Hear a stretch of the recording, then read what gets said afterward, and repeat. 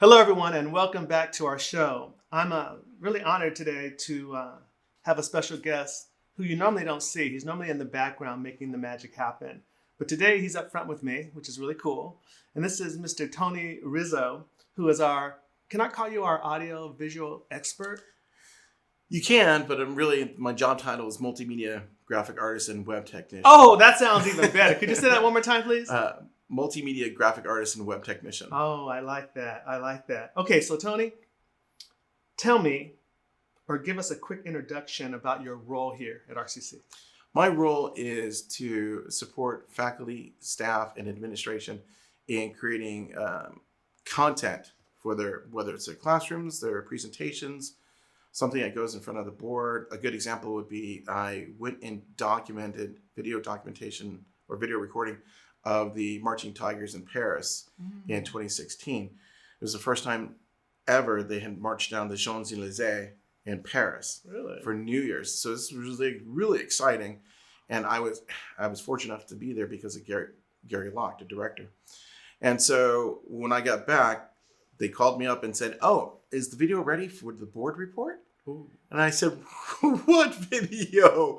And so I had like 14 hours of video to squished together into a 3-minute video presentation of the overall of what happened there. You told a story. Yeah, absolutely. The goal is to always tell a story. And the goal is to tell the story of RCC students, RCC faculty, RCC administration. That's beautiful. Yeah. I like it. I've been really fortunate. He's come into several of my classes with my students and recorded us and asked students questions, and it looks really good. And matter of fact, to my surprise, I'm on the homepage right now. Yeah, you are. It's really surprised me. What's nice about that is the fact that we then get to, because of the homepage with the videos, we get to show other people some of the programs that are going around. And the students get to see themselves, the faculty get to see themselves. So it's really kind of a treat for them. That's awesome. Okay, speaking of students, many of our students are on a variety of paths here at RCC. Can you tell us a little bit about your journey? How did you get into this specific area? It happened a long time ago when I was very young. I really loved drawing and I loved photography. I was at summer camp and I learned how to develop film. And so that kind of like bit the bug for me. And then I just always wanted to create the better image. And then I learned about storytelling. And then I learned how to put these two things together. And then during high school, I was always trying to make my own movies and that sort of thing. And so I decided, I'm not going to go to college. I'm going to go to film school. Okay. I didn't realize film school was actually college. So, a little bit of an inner city kid and then country bumpkin all at the same time. Well, let's stop right there for a second. Where did you grow up? I grew up in Chicago. I grew up on the near north side of Chicago. Okay. And so that's my hometown. My family had bought a house an hour north of Chicago in a very rural area. Our house sits on a hill that goes all the way down to the river. Oh, wow. So from the concrete jungle to an actual forest with trees and bunnies and squirrels. Yeah, it was great. So I had the best of both worlds, And then I decided to go to film school, Columbia College of Art. Columbia? Yeah. Okay. I went there for 2 years, ran out of money, joined the Air Force. You joined the Air Force? I did join the Air Force. Okay, so how old are you now? I'm 60 years old. No. At that period of time. Oh, when I joined the Air Force, I was actually 23. You're 23? Yeah, I was trying to make it in the film industry in Chicago, but the film industry in Chicago is very small and very tight. And I didn't know enough to really, I was making connections, but not enough. And I also needed to get out of the house. It's one of those situations where I had a great childhood and everything else. Mom and dad were great, but when it's time for the baby bird to fly, it's time for the baby bird to fly. That's right. It is. Okay, so at 23, you joined the Air Force. I joined the Air Force. What made you select the Air Force over the other branches? A good friend of mine was the one who told me, he goes, if you want a 9-to-5 job, join the Air Force. They'll pay for school and, and that was it. And then what happened was I started dating this girl and next thing you know, she joined the Air Force. Oh, wow. So I'm like, okay, well, my best buddy joined the Air Force. Right. My girlfriend just joined the Air Force and left me. maybe I should join the Air Force. So I joined. So you joined. I joined the Air Force. And what did you do in the Air Force? I was a jet engine mechanic for 6 years. I worked on C-141 Starlifters. Really? Yeah, so I worked in shop and I also worked on the flight line. I went all over the world because of that. Tell our students some of the places you've been. I've been to Japan, I've been to Alaska, I've been to Germany, Thailand, and Iraq. and Iraq. Yeah, but I changed jobs in the Air Force. I became a combat videographer. How'd that happen? Well, what happened was Norton Air Force Base closed, and so we went to March, your reserve base. And then they opened up a reserve component of combat camera. And that was my dream job. So, and tell us what combat camera is, please. Combat camera is where you go out and you video record the Air Force story. So they send you out on missions, whether it's a grip and grin where someone's retiring, somebody's receiving some sort of award, or maybe somebody is, or maybe there's a team of people. We do many exercises. Med Light. Med Light took me to Tunisia 3 times. The first time I was just as a videographer, and the second time I was kind of a videographer / lead, and then the last time I was actually a supervisor where I was supervising a team of people. And then of course I had a senior supervisor over me, but he let me do everything. So he just sat back and... You went from film school, going into the Air Force, becoming working in and out of planes. Yeah. And then got back into film. Yeah. And all the while, too, as a reservist, I was still working in Hollywood. I was actually working film production, television production. And just so you all know, I actually started here at RCC. When I was stationed at Norton Air Force Base, I still wanted to get a degree in film. And I was told, come to RCC, it's one of the top 10 schools. And so I thought, okay, well, let me go check this place out, because I heard they had a television program here. And so I walked into the studio. It was a full-blown TV studio. $500,000 to $1 million worth of equipment. I mean, whatever you see on NBC News, ABC News, or whatever kind of news you're watching, that was the same studio setup. It just blew me away, and I loved it ever since. I remember that studio. Yeah, and Bud Tedesco was the lead. Sharon Gillens was the other lead. And then Fred Tedesco was also one of my instructors who I get to work with these days, which is really kind of awesome. It's kind of It is pretty awesome. It's a circle of life sort of thing, I guess. Right? And Fred is the other person who's behind the scenes, so everyone knows. I hope to get some of you into studio in the next 2 weeks, and you'll get to meet them in person. So your journey is amazing to me, because you went from college to actually working in the industry that you really wanted to get into, which is film. It almost seems like it was always meant for you to do this. Tenacity. Why that? Why tenacity? Because I just was not going to give up on that dream. I was not going to give up on the dream. And no matter what it took, I was not going to give up on that dream. Wow, that's beautiful. So if a student were here today, as you have many watching you, and they're like, Mr. Tony, I think I'm interested in doing this, what would you say? There's a couple different ways you could go about doing it. You can go about, because there's a lot of resources online. So there's a lot of self-education. Self-education is really great, but I will tell you that having a formal education is also good, because the two combined make you a powerhouse, because they both fill in the gaps. When you have self-education, there's a lot of things that happen that you don't know about. Okay. And then when you go for formal education, these are individuals that have many, many years of experience. When I learned, I'll give you a really good short story. And so back in the day, we had cables all over a studio set, right? So you had what you call cable wranglers, and usually that's an entry-level job. Oh. So the job of the cable wrangler is to make sure the cable is rolled up properly and that the dolly is not going to run over the cable, because that's bad. Okay. So one of my very first jobs I had was as a cable wrangler. On a music video, and the music video was for Aretha Franklin. Is that right? It is right. Y'all hear that? Do y'all even know who Aretha Franklin is? I hope you do.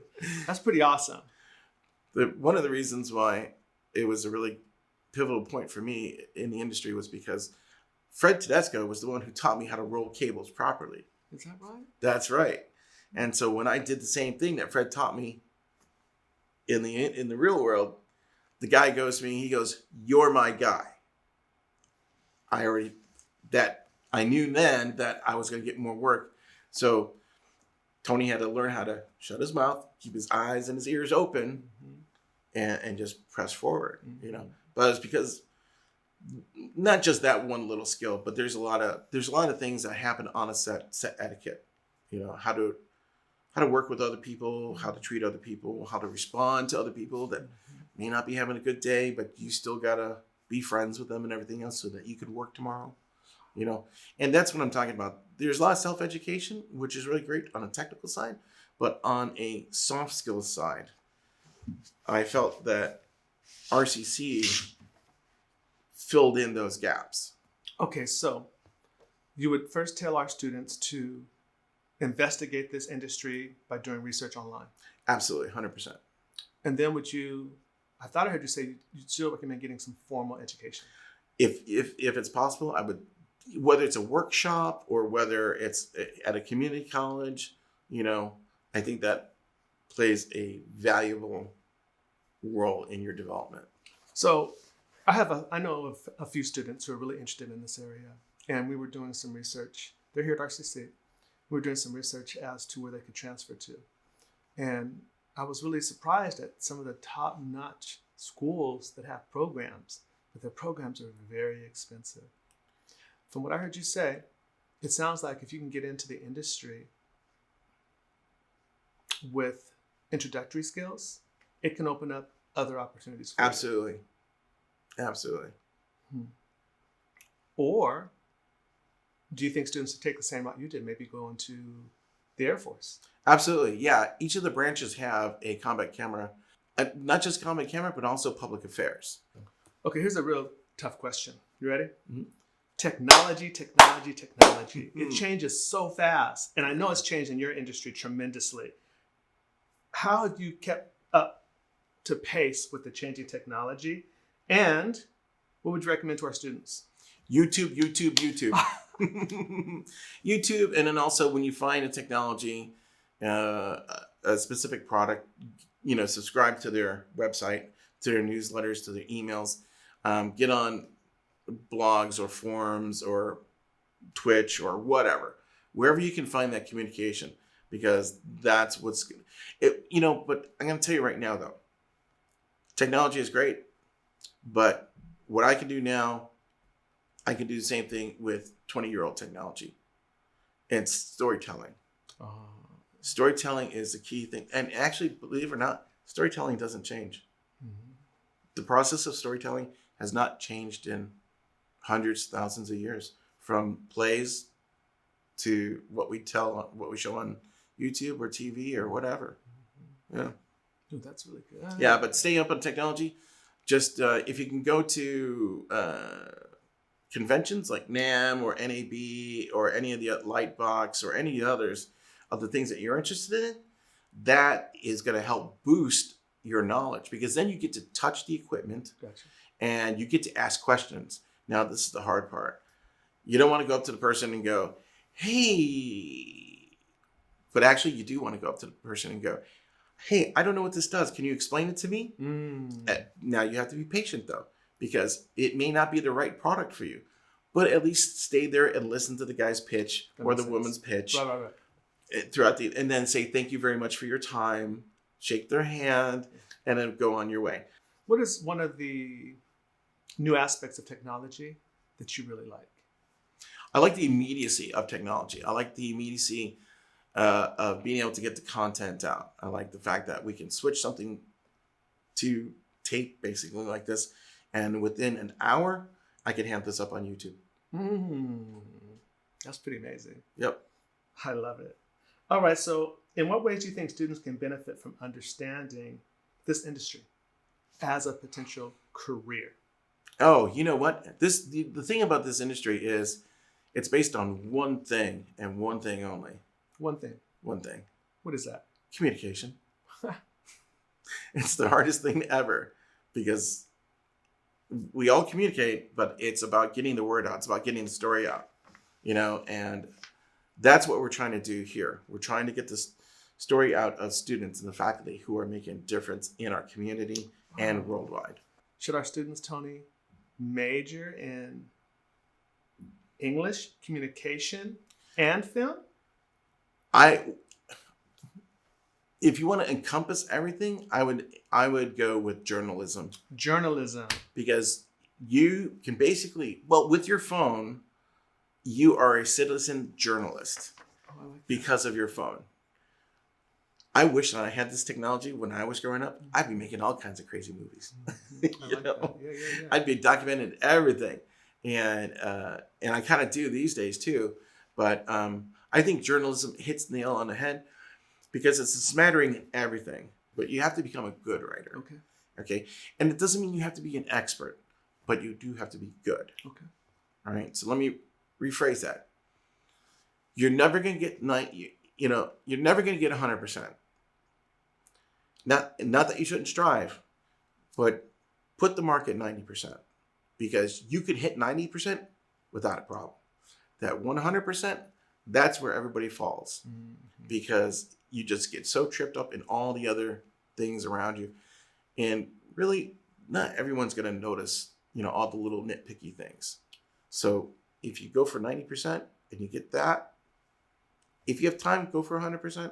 But go for the 90%. Get your meat and potatoes first, and then go for your dessert. Just curious, what does your typical day look like? My typical day kind of depends on what it is, but I'll typically have a meeting with somebody that wants to do something. Just yourself. This morning we were talking about going and doing a tour of the building. So I have to figure out, well, how are we going to do that? What equipment am I going to use? Am I going to have to bring a lot of equipment or a little equipment? Are we going to do a narration while we're doing it? Or are we going to do narration afterwards? What's that going to look like? Do I have to bring any lighting equipment? Do I have to have a camera in front of you? Am I going to put a selfie stick with the 360 camera so that we could just do this? And he could do his own self-paced tour. I don't know. It kind of all depends. That's why we have the meeting to kind of hash out these details so that day of the shoot at whatever time it is, we hit that mark because we know from 9 to say 10 o'clock, that's our window to where we're not going to be bothering others because we have to be careful of other classrooms and other faculty that are teaching because we don't want to disturb or disrupt them.